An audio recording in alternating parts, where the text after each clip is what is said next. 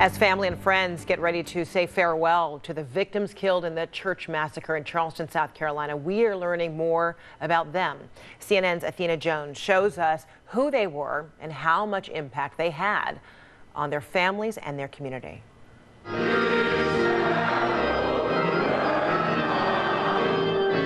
From the heart of the tragedy in South Carolina, our hope is in God, to the historic walls of the Ebenezer Baptist Church in Georgia. Thousands came to mourn 9 of Charleston's most prominent educators and religious leaders killed inside Emmanuel AME Church Wednesday night, including 4 beloved reverends.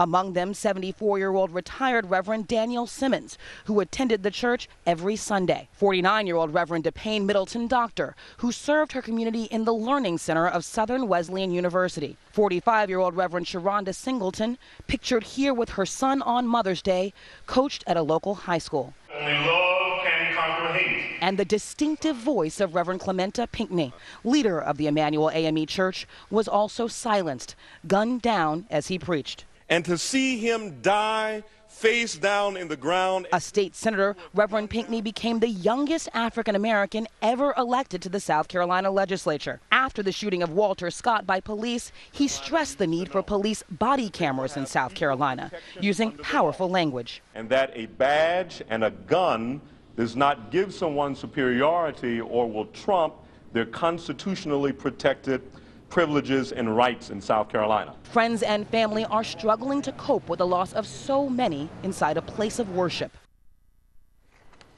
That was Athena Jones reporting. So talking to me more about who some of these people were, particularly this state senator, Hiram College political science professor Jason Johnson. You were Pinckney's campaign manager and good friend, and he really was a mentor for you. You wrote so eloquently an op-ed on MSNBC's website, NBC's website, and you talk about, you know, how much he helped you in dealing with obstacles that you confronted as his campaign manager. So this is a very, very difficult and tender time for you, I know. This is the hardest hits I've ever done in my life.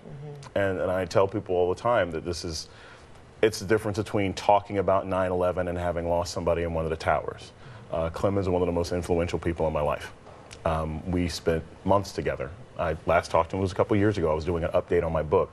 He was a man of tremendous love, tremendous compassion, tremendous caring from his community.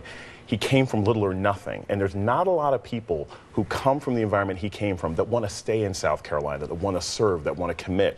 That's what makes this a tragedy. It's not just a spiritual loss, it's a political and a cultural loss for the entire state. So, and what in your view was it about South Carolina, the low country, you know, that he felt he had a duty, he had a place, his leadership was committed to this region and the people of that region. What was it, you know, about that calling?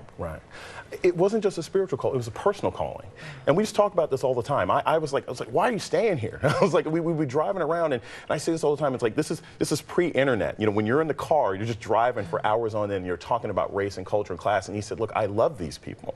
I am these people. This is why I'm here, Jason. And he always spoke with this love and this compassion, no matter what kind of idiotic, incompetent, violent racism that people encountered.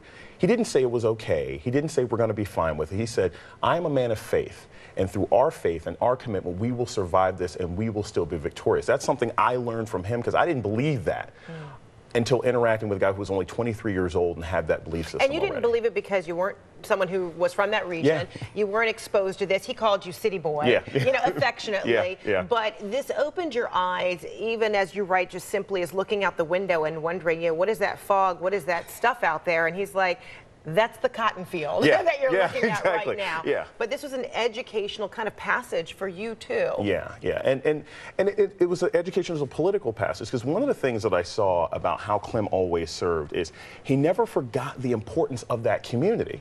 And the interesting thing is, a lot of politicians, especially once they get into a certain position of power, they're like, hey, I'm looking for the next job. He wasn't talking about taking Clyburn's seat. He wasn't talking about running for governor. He was talking about, hey, let's make sure we can feed people. Let's make sure we can serve people. And And that's why I think it's so critical. And that explains being a pastor. Exactly. Simultaneously being a pastor in that church in Charleston. Right. That says a lot. And that's why the attack is so key, because this wasn't just an attack on faith, it was an attack on black political infrastructure, and we can't forget that.